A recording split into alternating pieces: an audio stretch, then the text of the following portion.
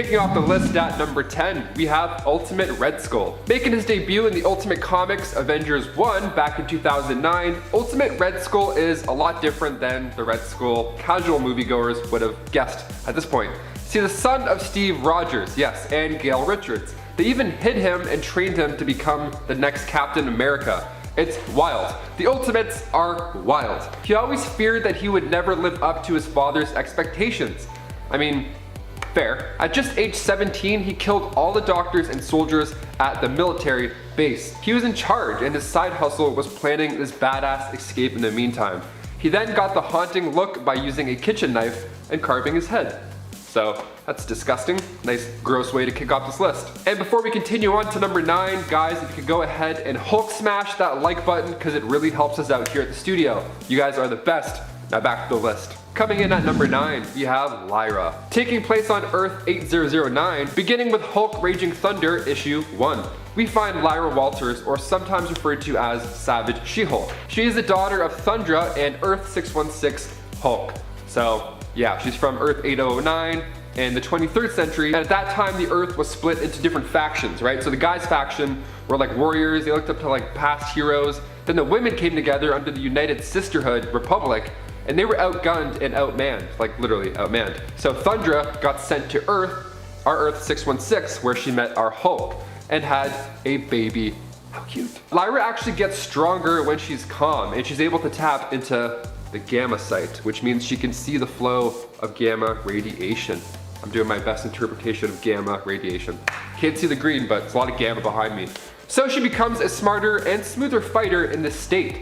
But if she becomes angry, she'll actually become weaker, which is fun. Let's play with that idea a bit. Number 8, Ultron. In the MCU, Tony and Bruce are the masterminds behind Ultron. But in the comics, it was actually Hank Pym. See, Ultron made his first debut back in 1968 in Avengers 54. And beneath the crimson cowl, we discover is indeed Ultron Pym. I love how in Age of Ultron they used a red cowl to hide his new and improved look. It was a nice reveal. In the comics, Hank Pym was actually the father of Ultron. So there's been many versions of Ultron, seeing as he constantly wants to upgrade himself and be bigger, badder, and bolder. He actually has the same brain patterns as Hank Pym. He figured it needed a personality, much like our MCU version of Ultron is basically Tony Stank, but with more, you know, metal, rage, fire, and blood, and horribleness. Number 7, Franklin Richards. Born in New York City, Franklin Richards, of course being the son of Reed Richards and Susan Storm, is quoted from Galactus himself as the most powerful mutant ever. Nice, that's it. Put that on a resume. Boop, that's sick. He is a mutant beyond Omega power. You heard it from Big Guns himself. See, Franklin was a member of Gen X, and he's also a future X-Men member in the Ultimate X-Men comics. Some of his powers include vast reality warping, psionic powers. He also has control over the universe, so awesome. He's got precognitive powers, so his dreams tip him off on what's gonna happen in real life. That happens to me, except it's always embarrassing, and they end up happening. He can see the future in his dreams. That's so OP. He can resurrect the dead, he can time travel, teleport, astral project, and he can duplicate planets and or people. So yeah, ego, living planet. You're doomed either way, pal. At a young age, he was able to create a pocket universe, and then in Fantastic Four issue 604, this dude even took on not 1, not 2, but 3 Celestials. One of them he actually just took out with 1 punch. 1 punch, man. 1 punch, man. Huh. Needless to say, Franklin Richards is not somebody you want to mess with in any of his pocket universes. Franklin has a middle name, and that's Benjamin, which is nice because they named him after their good pal, Ben Grimm, the Thing. My middle name's Douglas. Number 6, Red She-Hulk. So this mysterious character just showed up when the Red Hulk gathered a team to hunt down Domino. So while Wolverine was fighting Red Hulk, he like scratched his eyes out, which is a mess. And then just as Wolverine was about to finish him off, bam! Red She-Hulk comes in to save the day, and she's fierce. Like right off the bat, she taunts Wolverine by showing him her fancy new outfit that used to belong to Domino. Like she had Domino's gun, she had Elektra's sai, and then she bragged about how she killed the two and took their weapons and clothes. So she's kind of a hot mess. She held off the fight long enough for Red Hulk to recuperate, and then unbeknownst to Red Hulk until later on, the identity of the new mysterious Red Badass is actually none other than Betty Ross. General Ross became the Red Hulk and was an Avenger at one point. So his daughter, Betty, naturally also became the Red She-Hulk. Now, I know what I said about her earlier makes her sound like an absolute savage. In some of these comics, yeah, she is. She even killed the Hulk in Incredible Hulk 634, so you gotta check more of her out. Her powers are pretty nuts. During the scrap with Wolverine, she spat in his face, which is yucky. First of all, we don't do that anymore. 6 feet apart, people. But secondly, her saliva is acid. So she grabbed Red Hulk and they both ducked out in the sewers while his eyes melted. Yuck. Number 5, Stinger, aka Cassie Lang. This one I think we actually might see in the MCU sooner than we think. So, yes. The daughter of Scott Lang, aka Ant-Man, is one of my favorite parts of the Ant-Man films. She's so cute, she's funny, the way they interact, it's just good. It's a nice father-daughter relationship that we kind of saw with Morgan and Tony, but it was just nicer, and this lasted much longer.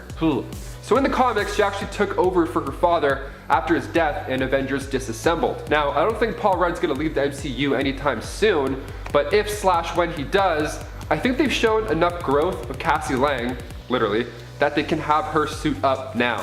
I mean, who knows, maybe after he supposedly blipped, Cassie wanted to like avenge him and stuff. We didn't really see a lot of that side. Even in the comics, she was asked by Scarlet Witch to join the Young Avengers. Then she donned the name Stinger after she died and came back to life. Now, while I don't think this exactly is gonna happen anytime soon in the movies, I'm getting an idea that she works alongside Scott Lang in the next movie. That's my prediction.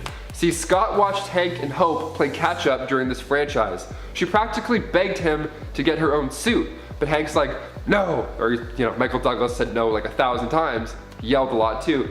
Scott probably saw this and knew it was gonna happen eventually with him and Cassie, right? So we had that little time jump in Endgame, now we've got an older Cassie in a world that's pretty dangerous.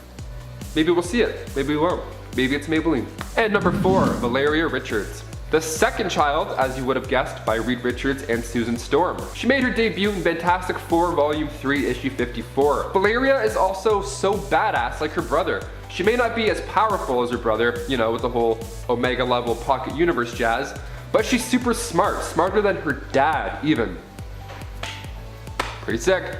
She's also more into working alongside her uncle, Victor Von Doom. There's always the cool uncle everybody loves, Can't help it, just too cool. Hashtag too cool for school. She believes that Reed also never really used his knowledge to help people. Rather, he just did things for himself, which is a common theme in superhero worlds. Donning the nickname Brainstorm in the meantime, hopefully we get to see her sometime soon. Number 3, Scotty Summers. Making his debut in Mutant X issue 1 back in 1998, Scotty Summers is the son of Avengers member Havoc and Madeline Pryor. The Inferno event is probably the most noted piece of his history. See, they wanted to use Scotty Summers as a sacrifice in order to open up a portal to the Goblin Force. Madeline saved him, but in doing so, she became possessed by the Goblin Queen. This was when he showed his true power. That power just happens to be up there with Franklin Richards. Celestial level, baby. He's the best. He has soul sense empathy, so he has the ability to sense the goodness in others without even touching them. And on top of that, he can read minds, so it doesn't matter how you feel or think, Scotty already knows. And Psionic Firebird is pretty wild too. He can turn into a psychic firebird whose claws can harm you physically and or mentally. Nice. Number 2, Vision, the son of Iron Man and Banner. In Captain America Civil War, we see the fallout of Tony and Cap begin. See, after creating an evil robot son who wants nothing but destruction, Tony figures, well, maybe if I make another one, the new body and Mind Stone will kind of be good. And it did, it was pretty sweet, and he kicks ass. Vision started out as his android that belonged to Tony Stark, and then by time Infinity War, Banner says the line, "You lost another Superbot?" And then Tony responds with, "I didn't lose him, he's evolving." So this is an interesting time in the MCU. Vision is like the son of Iron Man, and then after we lost him, I knew there would be more. Even in this poster, there's a glitch, a little speck of color left in it. In Infinity Gauntlet, we see a colorless Vision after he meets a similar demise. So when that poster was released, I figured there was a part of him that was downloaded and left somewhere, because Marvel doesn't just make printing errors. I don't know why we didn't look into this more. So with WandaVision releasing on Disney Plus next year, this could become reality. Who knows where the baby Avenger will end up, but I'm excited and also very nervous. Please be okay. And finally at number 1, we got Scar. Making his debut in World War Hulk issue 5, he was conceived during the Planet Hulk storyline. He's a son of Hulk and Kyra the Old Strong. After Hulk had spent time on Sakaar, he also started spending a little bit of alone time, you know? So after Hulk had left the planet, Sakaar had popped out of a cocoon and he resembled a teenager after just a year, so growing pretty fast. Now given the fact he was born to a not so chill planet, he learned to kill like it was a normal thing. Well, he needed to kill for survival. Eventually he ends up on Axman Bone's radar. So Sakaar retains the old power as well, so he has the ability to control tectonic energy like summon lava and magma, and he can also tap into energy projection. Out of the many children of the Hulk, Sakaar easily takes the top of that list, and also the top of this list as well, because he's here, so there it is. Number 10, Amora and Thor hybrid clones. One of the only children, if you want to call them that Thor actually has in the main continuity were actually genetically engineered by a man named Price, who was a scientist. A mad scientist, I would say. A scientist who ate one too many mushrooms and then had a vision of Yggdrasil. Because of his vision, he believed that after Ragnarok, a new superior race of beings would come into existence, and after getting genetic samples from both Amora and Thor, created clones of those two people together, who for some reason were all male, but anyways. They had no individual names, but were simply known as Price's clones. He created them to help him build the world engine, which would usher in the new superior race meant to come into existence following Ragnarok, as per Price's vision. There is also a lot of romantic tension in this story between Thor and Amora, where they both end up confronting Price and his creations. Also, all of them are bald, which I feel like if they're Thor and Amora clones, I feel like they should have lots of hair. In my mind. Both of those people got lots of hair. Number 9, Modi the Angry. This Modi is the son of a past version of Thor, so not the Thor that we know from 616, but technically this Modi would be from 616. He is one of the few survivors of a past Ragnarok event. The Eye of Odin tells main continuity Thor about this tale, showing him the Ragnarok that had happened and a past version of Thor's place in it. While this past version of Thor died in a fight against the serpent, he was survived by his two sons, one of which was Modi. We don't know much about Modi, we don't even seem to know who his mother was. Technically, Modi is the son of a past Thor, but all versions of Thor's children are welcome on this list, so that's why we can count them. Especially as in the main continuity, Thor, like I said, doesn't really have kids. Not even in the comics. A lot of them are alt kids from alternate realities. Modi has bright red hair and seems to be armed with daggers. While we don't know much, we do know he was strong enough to survive Ragnarok, which completely ravaged the Nether Realms, and that's pretty impressive. And friends, before we move on to this next spot, if you are loving this list and you are loving our channel, please head on over to our Facebook page, where you can also show us your love by clicking that like and clicking that follow. Whoa, whoa, whoa, whoa. Number 8, Magni the Stronger. This Magni is another son of past Thor, who also makes his first appearance alongside his brother Modi in the original Thor series in issue 293. Where Modi is known as the Angry, Magni is known as the Strong. Throughout the various alternate universes we've seen, Magni would become a more preferred name as well for Thor's potential children. Well, one of the preferred names. There's a couple. Whether it be a past version of Thor or possibly a future version of Thor,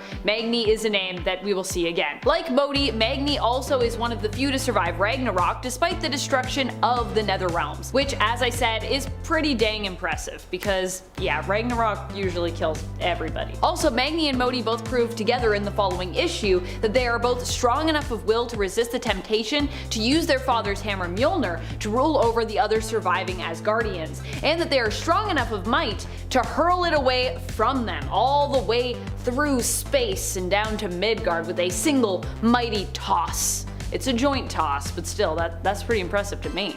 That's a far throw. Number 7, Thorin Thorsdottir. Thorin Thorsdottir is the daughter of Sif and Thor, who hails from the alternate future that we see in the animated series Next Avengers: Heroes of Tomorrow. In this reality, Thorin and the other young surviving heroes were kept safe by Iron Man and aided additionally by Hulk and Vision when it came to their battles and their training as young young heroes, young Avengers. Not young Avengers though, next Avengers. Young Avengers is a different thing. Duran was basically sent to Midgard by her parents to learn the same lesson that Odin had sought to teach Thor by sending him away. She has all the powers of an Asgardian, being the daughter of Thor and Sif, and also seems to have lightning and thunder powers similar to her father. Number 6. Thina Thorsdottir. Thina hails from the MC2 reality of Earth 982. Here Thina is the daughter of Thor, although mysteriously we do not know who her mother is, which seems to be a recurring theme in a lot of Thor's kids. She ends up chasing down her cousin Silene, daughter of Loki, to attempt to stop her evil plot from succeeding and to rescue Kevin Masterson, son of Thunderstrike, aka Eric Masterson, whom Silene had kidnapped. In the process, she runs into the New Avengers, also known via the comics as the Avengers Next Team, after a quick fight due to a misunderstanding. Thina would join with the Avengers, continuing to pursue Silene and successfully defeating her and rescuing Kevin in the end with their help. Thina is similar to Duran in terms of her capabilities, but is more experienced, so she ranks a little higher for that reason. At least she seems more experienced to me. It's my opinion. Number 5. Duran Thorsdottir. There are a few different Duran Thorsdotters out there, but this one comes from the comics, just to be clear, so not from the animated series. In another alternate future, she is a member of the Next Avengers. She makes her first appearance in Generations Iron Man and Ironheart issue number 1, and hails from the same reality where in the future of 2099, Iron Man would actually go on to become the Sorcerer Supreme. We know that Thor is Duran's father, but do not explicitly know who her mother is. Once again, mysteries abound. Although if this Duran is similar to the Duran from the Next Avengers animated series, then her mother is likely Sif. This Duran appears older to me, and for that reason she ranks a little bit higher than her animated version and a little bit higher than the MC2 Thina. Although she likely isn't as popular or well known among Thor fans as her animated counterpart. I would assume, I don't know. If you know this Duran better, you can let me know in the comments. Number 4. Modi. This is the Modi we talk about normally when we mention that name in conjunction with Thor's. He is the son of Thor and Hela, who in the reality of Earth 1610, also known as the Ultimate Universe, which he hails from, were not uncle and niece as they are in the main continuity of Earth 616 in the comics, and were not brother and sister either as they are known to be in the MCU reality of Earth 199999. Sometimes referred to cinematically as Earth 616, which is super confusing for us because, you know, 616 is the main comic book continuity, so what are we doing with that? Thor made a deal with Hela to give her a child so that he might once more return to Valkyrie's side on Earth. Eventually, he would be allowed to return to Earth, but only after Valkyrie had died. Modi was the son that would be born from this deal and would be gifted in magics and was capable of teleportation. He was also able to wield Mjolnir. Instead of being a hero like most of Thor's alt-reality kids, Modi tends to be more villain in the 1610 universe. Must be Hela's influence. Number 3. Woden Thorson. Woden Thorson is the son of Thor and Sif from the 31st century. In this alternate take on the future appearing in Guardians of the Galaxy and known as Earth 691, Woden would suffer initially from having an absent father. Thor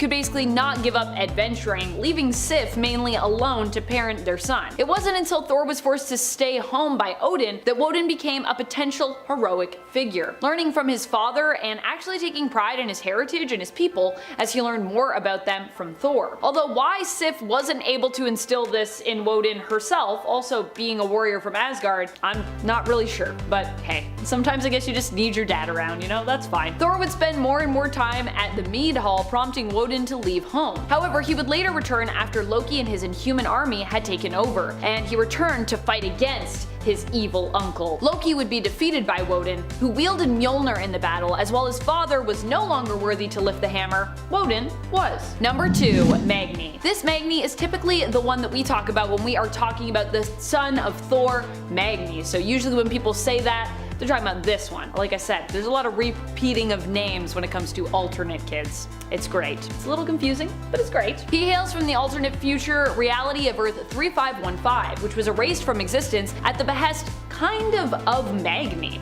The future Allfather Thor, who had Magni with his queen Amora, the Enchantress, ended up traveling back in time to warn his past self about everything that would come to pass should he rule over Midgard, which is also something that happened in this future and sent Thor down a pretty dark path. Thor of the present listened to the warning of his future self and heeded it, preventing this Magni from ever really existing. When he did exist though, Magni was considered to be similar to Thor in his abilities, but he was also believed to be even even stronger physically than Thor had been, being known as the god of strength. Magni was also capable of wielding Mjolnir in his lifetime. His short lifetime. R.I.P. Number 1. Starbrand. While not a child of his or Iron Man's loins, Brandy Selby became the adopted goddaughter of Thor in issue 32 of the 2018 Avengers series. He promised to take care of her after the Avengers, as he saw it, failed her mother, who died in childbirth. Thor especially felt bad as he had succumbed to being possessed by the Brood at that time, and really wasn't much help to the team when they came across the previous Starbrand, Suzanne, Brandy's mother, who went into labor. She gave birth to a healthy baby girl, but didn't survive the delivery herself. She passed on her Starbrand to her unnamed baby as she died, who was later named Brandy by the Avengers, who basically took Brandy in and kinda like did their best to raise her, Thor included. Kind of, I think, a pretty fun story. Lately, she's gone through a dramatic age up in the comics, which has also seen her come more into her own when it comes to controlling her power and tapping into its full potential. And if you didn't know, the Starbrand is pretty amazingly powerful when we're talking about cosmic power forces. It's pretty nuts. A lot Brandy could do with that for sure. A lot of harm, a lot of good. A lot of stuff. Number 10. Cosmic Baby, or Uni Baby, or Uni Power Baby, or just May Parker if you want. Because, you know, all of Peter and MJ's babies have to either be a May or a Ben. Mary Jane's family, I guess, is just so much of a disappointment that she does not feel inclined to name babies after them. I mean, her family life was pretty wild, so like I kinda understand why she's just cool naming kids after Peter's aunt and uncle, but MJ also had a pretty cool aunt, Aunt Anna, so I feel like there should actually be more multiversal kids named after her too. Anyways, the reason why I'm focusing so much on the name here is because we don't actually know much more than that when it comes to this baby. Baby May hails from a what-if story where Peter keeps the uni power instead of giving it up, or the Enigma Force if you will. Even in this story though, he does eventually give it up, he just keeps it a lot longer. It's also implied that because he had it so long, it gets passed on to his and MJ's baby daughter, May Parker. So even though she isn't there yet, this alternate baby has some of the greatest potential when it comes to power levels. Number 9. Benji. Benji is the little brother of May Parker and the youngest child of the Parker family in the MC2 universe of Earth 982.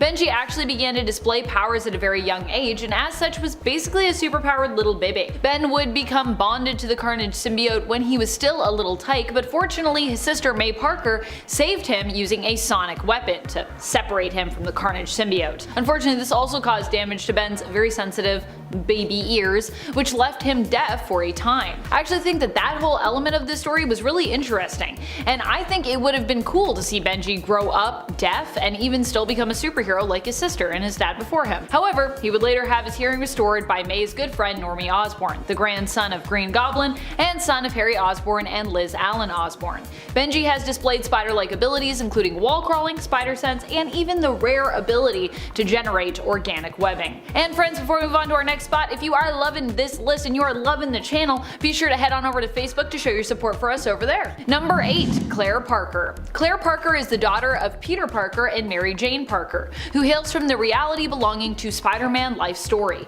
known as Earth 19529. Here, Claire proves to be strong enough to defeat Morlun when he returns and begins to hunt down Peter and his family, killing her own Uncle Ben Riley. Peter attempted to lure Morlun away from his kids, but was unsuccessful, and it came down to Claire and her brother Benji to defeat Morlun, which of course they did. Claire would go on to become a superhero in the next generation of heroes following her dad's time and era. Number 7. Spider-Boy. Spider-Boy hails from Earth 8, where Gwen Stacy and Miles Morales end up together. They have 2 children as a couple, and Max of course is one of them. Max's power is similar to his parents but does not possess any spider sense capabilities. He took up the name Spider-Boy when he joined up with the Amazing 8, a team of multiversal spider-like heroes. Max isn't alone on the team, which not only features characters outside of his universe, but also includes both his mom and his dad, Gwen and Miles of Earth 8, and of course his sister. Number 6. Spider-Girl. Spider-Girl is also the daughter of Miles Morales and Gwen Stacy on Earth 8. Her name is Charlotte, and she is also, of course, the sister of Maximilian Max Morales Stacy. While Max does not possess spider sense, Spider-Girl does, as well as a myriad of other spider-like abilities similar to her parents. Spider-Girl, along with her brother and the rest of her family, is also a member of the Amazing 8 team. The Watchers are wary of her and her brother as they fear the siblings' multiversal adventures pose a great risk to the timeline. Which, honestly, fair enough. Multiversal shenanigans, I feel like, are always posing great risks to the timeline. Number 5. Jerry Drew. Coming in with the zappies, it's baby Jerry. Jerry is actually the son of Jessica Drew, aka Spider-Woman, not Spider-Man, but still, Jessica is considered to be a Spider-Man alternate, despite being one of the most separated characters from Spider-Man in terms of her origin. In fact, canonically, in the world of 616, you could even say that Spider-Man would be considered an alternate of her. While Spider-Man first appeared in the 60s in the comics, canonically, Jessica is older than Peter and would therefore have gotten powers kind of before him. Although a main difference is that Jessica spent much of her childhood in a tube, removed from the world, and even after that was kind of like a secret agent of Hydra's for a time, before managing to escape her role working for them and becoming a hero and a PI. Jerry is her first and currently only son, and while he's still a little baby, he has already started to exhibit powers similar to Jessica, including his own baby-sized venom blasts, super strength and agility, and the ability to wall crawl. So a lot of potential for Jerry to follow in his mom's footsteps and possibly become even more skilled and powerful than she is. Number 4. May Parker. May Parker is of course another alternate reality version of Peter and MJ's daughter.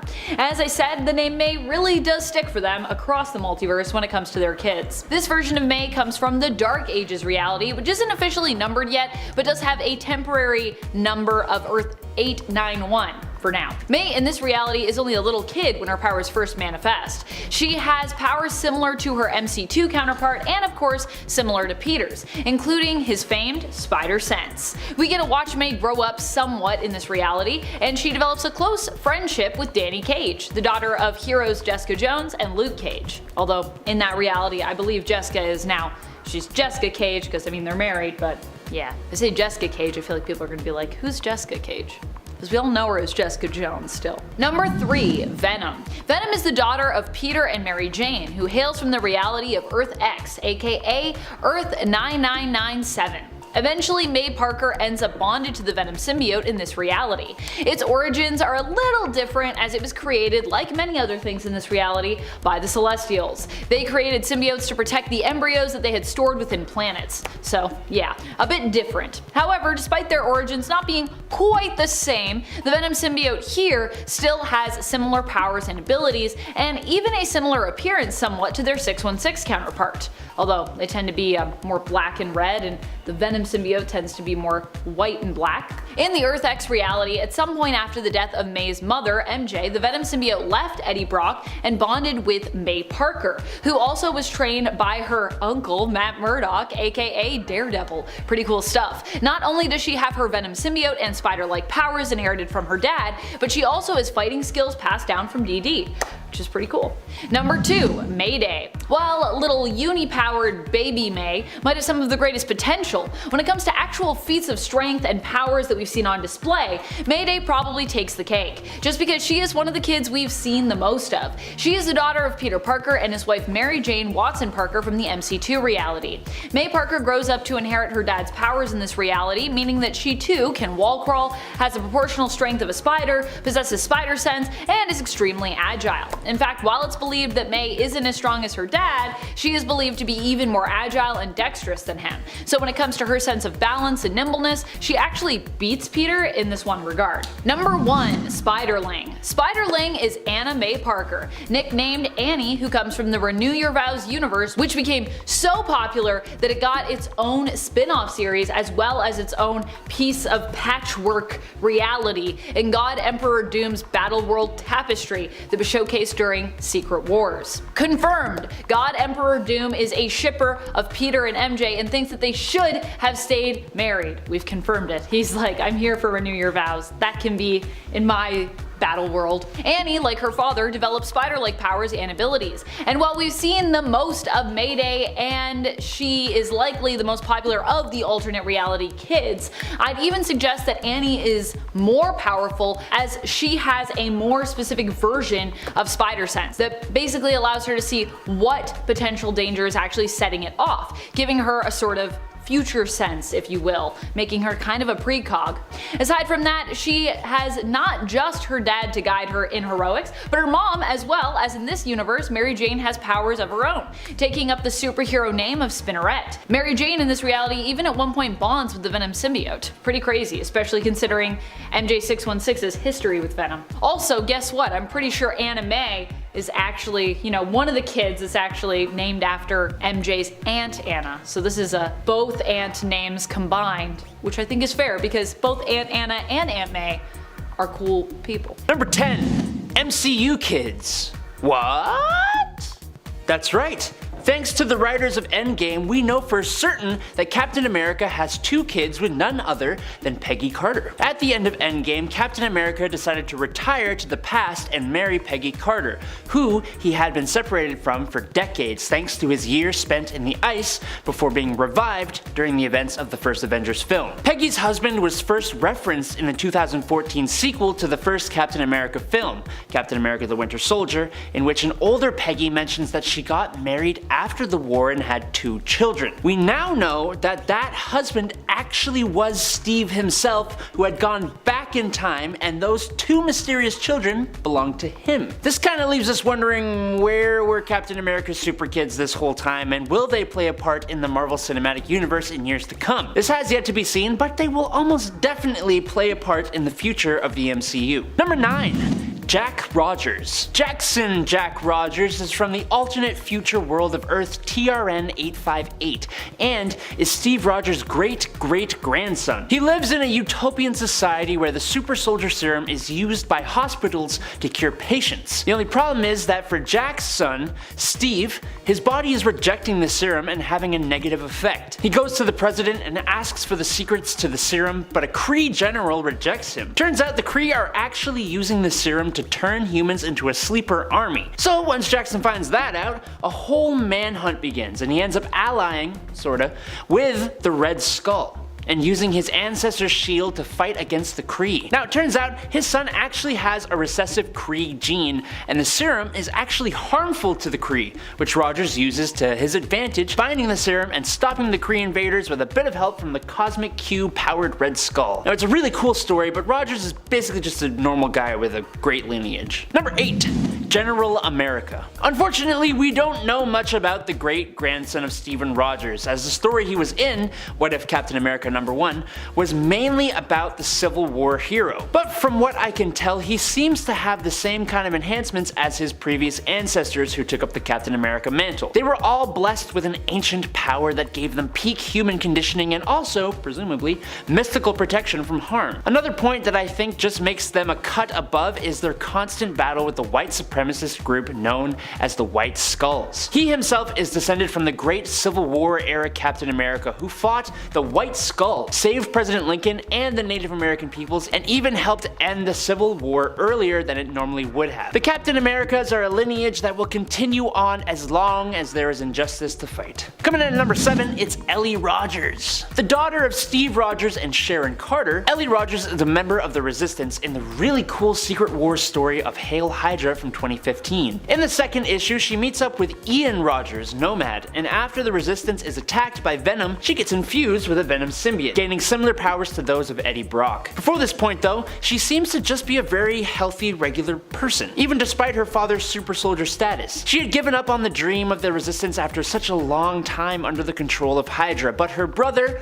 Nomad, inspired her to keep up the fight, and they got in a wee kerfuffle with the Hydra Avengers. She was taken out by her injuries. Number 6. James Rogers. With most of the heroes killed during a battle with Ultron and the world at the mercy of the villain's army, Captain America tells Iron Man to take the children of the Avengers to a base in the Arctic Circle to keep them safe. Here, Tony trains the kids for over 12 years until they become the new young Avengers. Among these children is the son of Captain America and Black Widow, James Rogers. As the son of 2 super soldiers, James possesses all the benefits of the super soldier serum: peak human strength, speed, durability, agility, stamina, and reflexes. He also becomes the natural leader of the group of young Avengers and has a natural gift for tactics and planning. So much so that it helped the team to defeat Ultron with the help of the Hulk. Number 5. Ultimate Red Skull. In the Ultimate Universe, Steve Rogers and girlfriend at the time, Gail Richards, end up having a little one-night get-together in 1945 before he went and got himself popsicled. 9 months later, out popped a baby that the government decided needed to be kept a secret. They took the boy into foster care on a military base, training him to become a super soldier to replace the supposedly deceased Captain America. He soon became stronger and more tactically skillful than his father, and by all intents and purposes,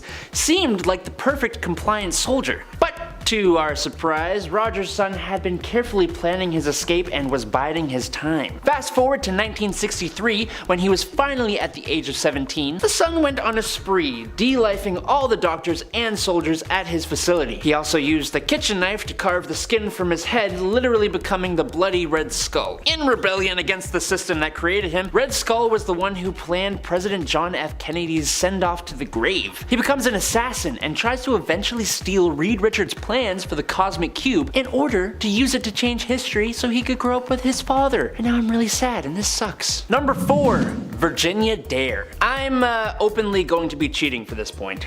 You'll have to forgive me because I ain't going back now. While Virginia Dare is not at all in any shape or form the daughter of Steve Rogers, on Earth 311, the Earth of Marvel 1602, she is the first child born in the Americas, aka the New World, and the time-displaced Rogers takes her under his wing in a way. Virginia has the ability to transform into any animal she wants, which is arguably a very powerful as well as versatile power. Rogers accompanies her across the ocean and to visit the Queen of England. He is her protector and he confides in her about his true origins, so they share a bond that's maybe a bit more comparable to a brother and a sister. But as he is inspired by the core values that he believes symbolize America, and she is the first child of America, his will to protect and guide her is strong enough that I think she deserves a spot here. Number 3.